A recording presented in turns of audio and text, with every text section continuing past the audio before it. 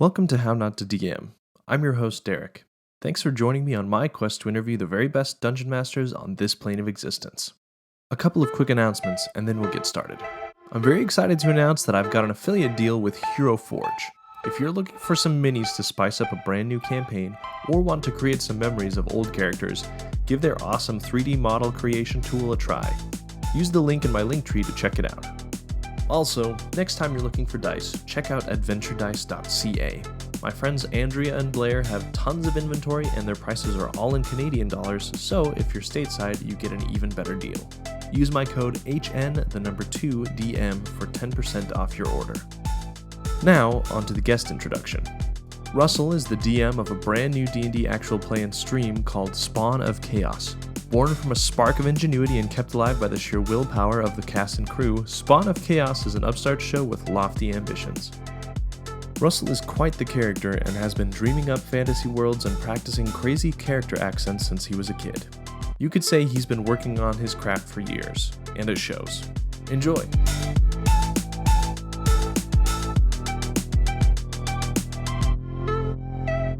My name is Russell Eugene Welch III. No, that is not a stage name. That is my actual name. I am the third Russell Eugene Welch.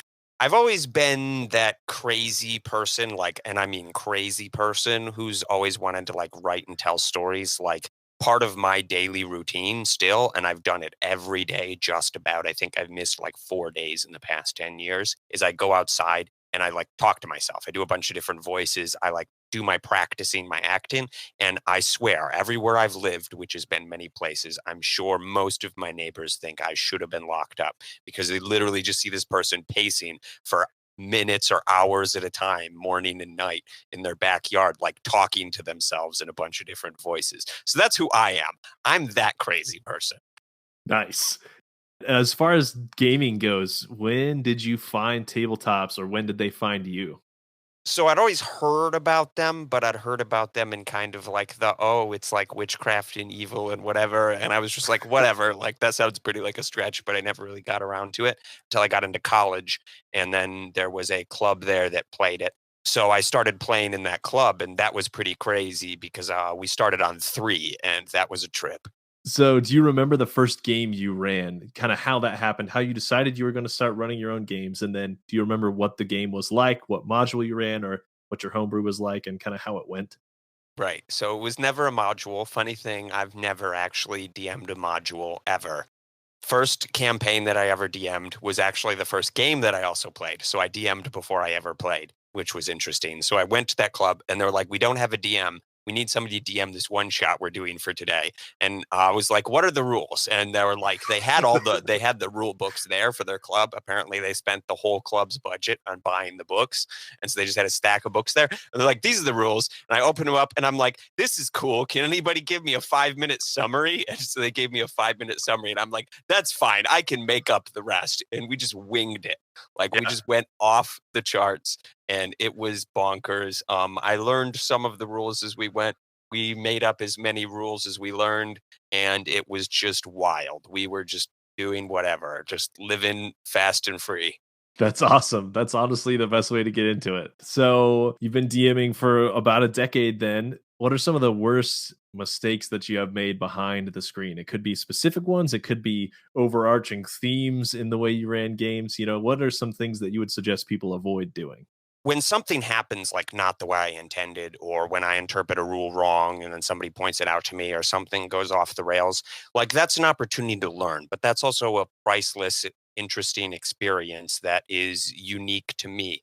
And if I just live in the moment and enjoy and appreciate those experiences and learn from it, then every single moment is a learning experience. And it's an experience that I grow and expand as a person and have a priceless memory. So I don't believe in mistakes as a DM. I don't believe people make mistakes. I believe that if we think about them too harshly in terms of mistakes, that can really limit us. And then we become afraid because we think we'll do things wrong. All right, in that case, what are the learning experiences that have impacted you most? I see what you did there. I see what you did there. Learning experiences that impacted me the most. I would say one of the biggest things that I learned is to never underestimate other people's problem solving and creativity. Like never think or assume that you're smarter than someone else or you've thought of everything. I'm going to steal a story secondhand from actually my brother when he played D&D. So he did this, but I was witness to it and it was epic. Secondhand witness, but basically he gamed the economy and like made a buttload of gold. And then he got a bag of holding and then spent all of his gratuitous amounts of gold on just 100 million marbles, and then like climbed to the top of this coliseum where they were supposed to fight the dragon, and then just like emptied it out and buried the dragon in marbles and then melted it into just a block of glass. And like that's the kind of like nonsense that really just changes the way you think about not just problem solving in the game, but I think to me it changes the way that I problem solve in real life, is just to think about like what haven't I approached? Like, what's a new angle you can look at this at? What's an exciting thing you can do? What's something you hadn't predicted, and being open to those possibilities?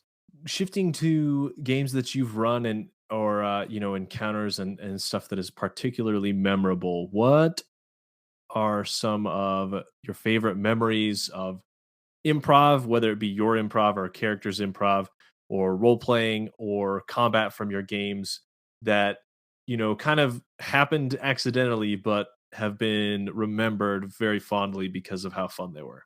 I'm going to give a really cheap answer to this one too. And I'm going to say overwhelmingly, my favorite moment is, and I'll provide some examples and some stories after I say this, but overwhelmingly, my favorite moment is really whatever I'm doing right now. Like every time I sit down to play a game with my players, every time I sit down to like DM, whether it's robo recording heralds or emissaries, or it's like a private game with my friends, or I'm playing the game, I really just love to just let go. Like we don't live in the past and we don't live in the future. Like we take them with us, but we live in the present.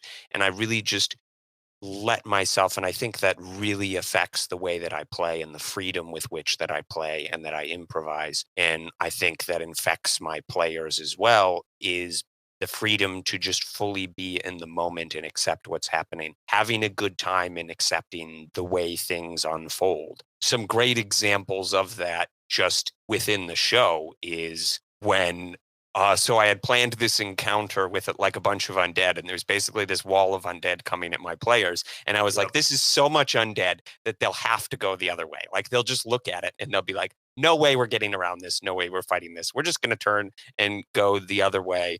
And like right behind them was like a big old door in the side of the mountain. But it's like, well, far be it from me to bully them into doing anything, because the wizard is just like expeditious retreat and just zips through all of them. And now the party's split. And it's just like, well, I have no idea what's going to come from here. Like, this is out of my hands. I just listened to that bit, so it was very funny. Yeah. Yeah, I was like worried. I was like, "Oh no, like are we going to like TPK in episode 2 of the show the entire party? Like what's going to happen here?" Yeah, but you just gotta go with it, yeah. Yeah, just gotta go with it. Yeah, I like the way you described enjoying whatever moment you're in when you're playing, because that's something that I feel like I should do more is when I'm playing and we're all sitting around the table and no matter what we might be doing, especially as a dungeon master, sometimes my mind is so preoccupied with thinking about what's happening next and what the world might be doing as a result of the decisions they're making. But to kind of sit back and just enjoy the thing that you're all creating together is some of the most rewarding time for me. And so, yeah, I love that's something that you really enjoy as well. Honestly, I think that's the holy grail of storytelling. Like so many of us have this creative itch that we want to scratch, where we want to tell stories and share stories and experience these awesome things with other people. But we don't have time to like write a whole book. We don't have the budget to produce a movie or a TV show. But we can all sit down with friends in a structure and environment that we trust, with people that we trust in a safe way. We can build our own worlds and universes and do all kinds of crazy things that are limited only by our imagination. And we can do it collaboratively together with other people, adding exciting twists and turns where even you don't know exactly how it's going to turn out. You've been DMing for a while. We were talking a little bit before the show about how you and I both maybe consume a bit more D&D content than we like to admit sometimes. So, with that in mind, who are some of your major Dungeon Master influences? So I watch obviously a lot of what people might consider the giants, and then a lot of like little very niche things on Twitch and podcasts and YouTube and stuff like that. And try to steal like a little bit of something from absolutely everybody.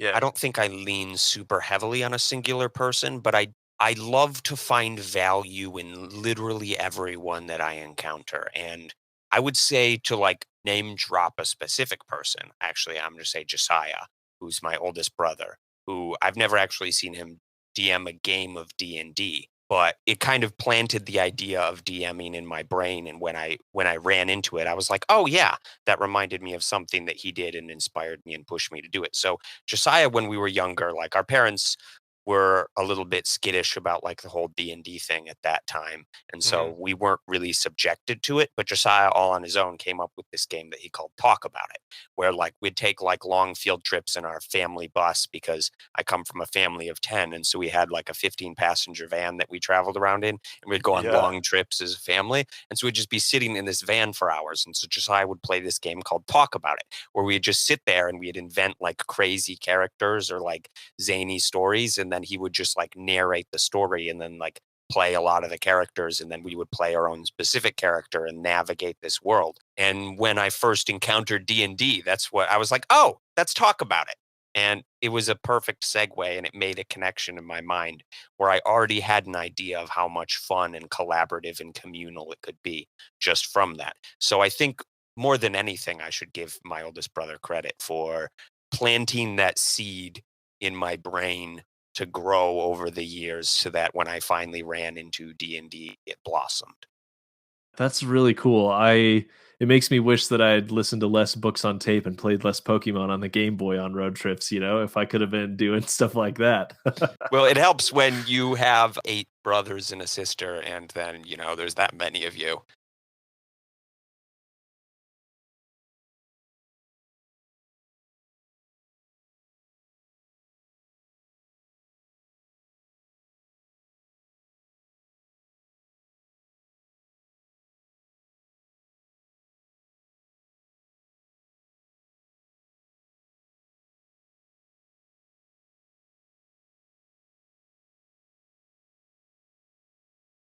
Let's kind of transition to your current project. We've talked about it a little bit, but tell us what Spawn of Chaos is. Tell us how the idea came to be, how your group got together, and how you built this thing from the ground up. Spawn of Chaos is like, I mean, it's like a dark fantasy Dungeons and Dragons story where the characters really have like deeply rooted different biases and propaganda that they've been fed from the time they're young, and like different religious philosophies and political philosophies and perceptions of the world. And then we take these extremely complex characters that have all these competing ideas and we mash them together on an epic quest, and then we do it all in like basically 90-minute episodes so that it's not like really long episodes. Like, I mean, I love Critical Role, but 4 hours a week is a lot to ask of some people. Like, Yep. obviously, they're doing something right because a lot of people don't care and do it anyway. But I'm not sure that I can ask 4 hours a week out of people and I'll get it. So it's a very like here's the pitch part. Like, it's a very streamlined experience where we tape the episodes and then we edit them down to the best moments, and then that's what we push out there. And then it's pretty well produced. We have great sound effects and music and video editing. Like, I'm really proud of my team for all the work they put into every single episode, and they're all works of art. And obviously, we're a small indie team that's doing this on a shoestring budget, so we have a long way to go. But I'm really proud of them, and they really put their heart and soul into all of it. We collaboratively make it together, so it's made by a passionate team. To me, what it is personally, I mentioned this kind of before, like it's the holy grail of storytelling.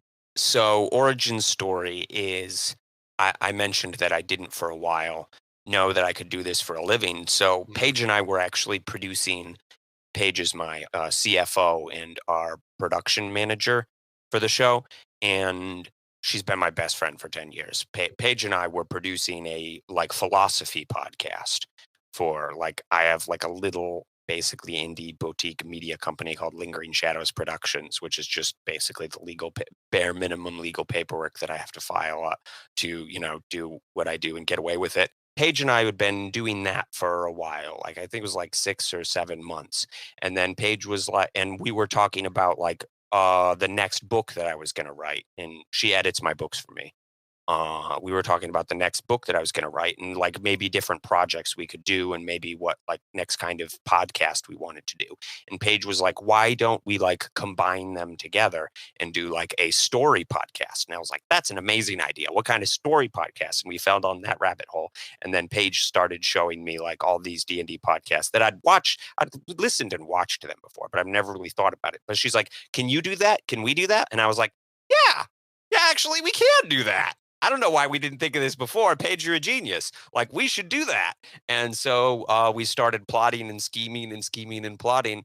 And from there, we started putting together the ground levels of like what the campaign would be. And I basically like I'd been working on this universe that it takes place within for literally 2 decades. I've been working on this and like I've written books in it and I just basically like pirated all of this like stuff from myself from my books and novels and all that stuff in previous campaigns and I drew on it to start creating this campaign and then I started basically beta testing the campaign with another group of players who played through it who are friends of mine who are all great people who did a great job and were very patient with me like basically throwing all kinds of wacky stuff their way. From there, once I felt like I was comfortable with it, we put out a casting call and we put out like looking for positions to fill them. And then just like it blew my mind. Like we had an absolute, like I was expecting a lot of like people who were interested, but we had a huge amount of people who were interested in auditioning. We had so many, and that's where it got crazy. Like Paige and I ended up like having like being booked like 10-minute auditions all day, every day for like 2 weeks to get through. I closed the auditions and like we spent 2 weeks auditioning all of the people.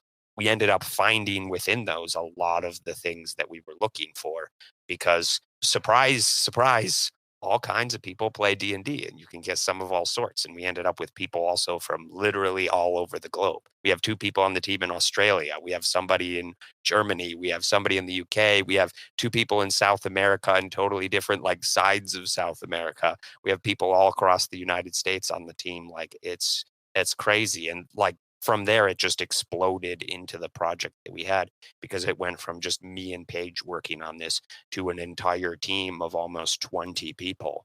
And now here we are, like cranking out episodes. And I've really fallen in love with my team because they are amazing and talented and passionate people. And I worked really hard to, onboard people who I could put up with all the time because I wanted people that I could love and enjoy being around for years. Tell us how long you've been working on the world of Grigor, and what are some of the things that have influenced your world the most outside of what you've already created? So not specifically Grigor. I say I've been working on Grigor for about a year now, but Right. for like the universe that it takes place within, I've been working on for 20 years. As far as like inspirations, I've obviously read, I say a lot, too much of like so many names I could name drop of like big people like J.R. Martin and J.R. Tolkien and C.S. Lewis and like like such a plethora of other people, like so many people who are prominent today.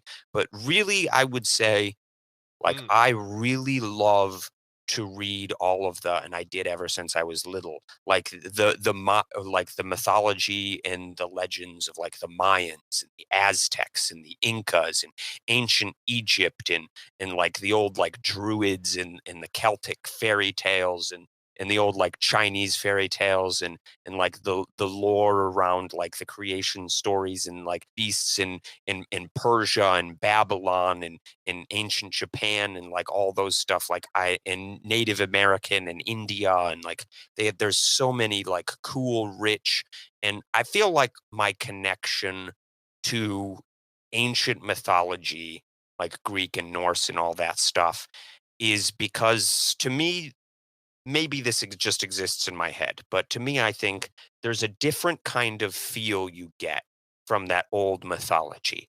Because to me, I picture like if you're a person who was alive way back then, or even like before that, and you picture someone who looks up at the night sky in a time when like we're erecting, like before even like when we're starting to form civilizations, you look up at the night sky and you don't understand all of these things. Like the sheer amount of like overwhelming wonder in just questions you ask of the universe and how open-ended and broad and limitless it seems, of like so many things, like just walking through the woods feels like full of magic and spirits to them, not because they're like ignorant backwards people who don't understand all of the things we do, but because they don't have that information. Their imagination fills in everything. And I want to create a world that gives people that sense of wonder and imagination, where you look up at the night sky and you look across the horizon, and it's just a world filled with endless possibility and wonder, where anything can happen. And it's so strange and exotic and unique, and it fills you with excitement and passion, and also sometimes horror and dread and fear and passion and adventure. And we don't have all of the answers. We don't have all of the answers, and we don't know everything, but we get to discover them and learn about them together. Let's talk about what makes Spawn of Chaos unique and special amongst the D&D streams and podcasts. What in your mind is makes it, different and interesting and noteworthy? I really think it comes down to a sense of wonder. So many other shows like do things better than I could do. Like Brendan is funnier than me. Matt Mercer has better voices than me. Like there's so many DMs out there who are like crazier or stranger, who have like they have their strengths, and that's great. And like I wouldn't compare myself to them. But what I think that we have that's really awesome and powerful is just the sheer depth and scope of the world in a way that doesn't seem like just an overwhelming amount of unnecessary like info, but makes it feel like an expansive, living, breathing universe that has real people in it. Like I want every single character and NPC within the world to feel like someone who's real and three-dimensional and complete, and that it just has such a vast, expansive and colorful and diverse cultures and philosophies and everything else, that it fills you with a sense of wonder, with the possibility and the scope of it, of adventures around every corner. I liked that you didn't do like a huge lore dump at the beginning of the first episode. You do have the individual story arcs for each character that kind of give us some backstory and some context for, their specific quests that they might be on or that kind of thing. But yeah, I think that there's a lot to be said for just dropping people right in the middle of the action, which is exactly how your first few episodes start, and letting them kind of put the pieces together themselves. So yeah, I think that that's a very compelling way to start a story and to that a compelling journey to put your listeners on. All right, so you have released quite a few episodes thus far. I would love to know what you feel like the goals are for the show in the next few months, and then perhaps a year or so from now. What are kind of the main goals that you and the cast and crew are working towards? Realistically, the short term goal is just a small part of the long term goal. I feel such a strong responsibility to all the members of the team because they put their heart and soul into this every single week. So right now, like full transparency on how it works, like everybody makes a commission on the show. So like that's what everybody's contract is tied to. I'd like to eventually get people to a salary and commission hybrid where they make commission on the profit of the show and also have a salary. But right now, we're all working on commission, and the show isn't actually yet making any like meaningful amount of money. It's not even paying for its own production, and we're operating on a shoestring budget. So these people are working, have been working for months for free to like fuel this dream. And realistically, my biggest goal and responsibility, I don't want to sound like I'm just after money, but I am, because right now I want to get to a point in which I can pay them fairly for all of the work that they're doing, and I can feel like I'm treating them fairly, and that it gives them freedom in their life to start doing this more and stop doing things that they don't want to do as much. And that this can, I really, as far as long-term goals, I want to build all of their careers. I want to make this their career. I want to make this what they do full time. I want to make this so that they can really express themselves creatively. So many of them I see feel trapped in their life where they're somewhere they don't want to be and they want to get out. And I want to help them. Like, I want to take care of them. I want to get them there so that they have that freedom to express themselves every single day. So that's my goal, is to make this all of their careers. That's a really cool goal. I like that. What are your parting words of wisdom and encouragement for new and aspiring or old and jaded DMs out there? Give yourself freedom to be yourself and be free. Let go and commit to whatever character voice you're doing or whatever you're creating. And it doesn't have to be perfect or even good. It's just you. And like, it's good for that reason. It's good if you're having fun and you're loving it. And that's really all it is. Like I said before, it's not the rules that make the game, it's the people. And I didn't say like, oh, it's the talented people or it's the great players or the talented DM who like puts in all the hours. Like, all those things like help and are nice and are great. End of the day, it's really just the communal aspect of sharing time together and telling a story together and having a good time. So give yourself permission to flub your lines or improvise something or retcon like the entire plot accidentally, or like rewrite the rules on accident, or whatever happens. Like, it's okay. It's cool. Like, roll with it and have a good time. That's what we're here for. At the end of the day, it's accumulation of priceless experiences that you have with people who matter to you that you can take with you forever. That's beautiful. Great advice. So we've talked a lot about Spawn of Chaos. Tell us where people can find information about it, how they can watch it, and then any other kind of projects, streams, podcasts, whatever else you have to plug here. Spawn of Chaos, you can find that by typing Spawn of Chaos into YouTube on the search thing. We're on there. Or you can go to chaosawaits.com, which is our website, which will then take you to all of our other like socials and stuff like that. We have a bunch of other cool content on there. Like, we have like a premium section of the website where you can watch previous After Dark episodes, which are like cast and crew commentary, and read like shortened anthology stories about the world. And where in a couple months we're going to be premiering a whole entire second D&D show, because we're actually this is how crazy I am and we are as a team, is we're producing two D&D shows at the same time, because why not? We're lunatics. Chaosawaits.com, or just type in Spawn of Chaos on YouTube and you'll find us there. I look forward to seeing you. And what time does the show air each week if they want to watch the live streams? It comes out Friday, 5 p.m. PDT on YouTube. If you don't catch it right at Friday, obviously it's YouTube, so you can catch it after also. Russell, I've had so much fun talking to you. It's been a lot of fun to wax poetic, to listen to you wax poetic about your awesome cast, your awesome crew, and how you are all working so hard. Thanks so much for spending some time with your very busy schedule to chat with me, and I look forward to seeing where you and the rest of the Spawn of Chaos crew take this thing. Awesome. Thank you. It was a real pleasure speaking to you. You made this a very easy, seamless experience. You're just an enjoyable guy who's easy to talk to. And I really think you have something unique with this show. So don't stop.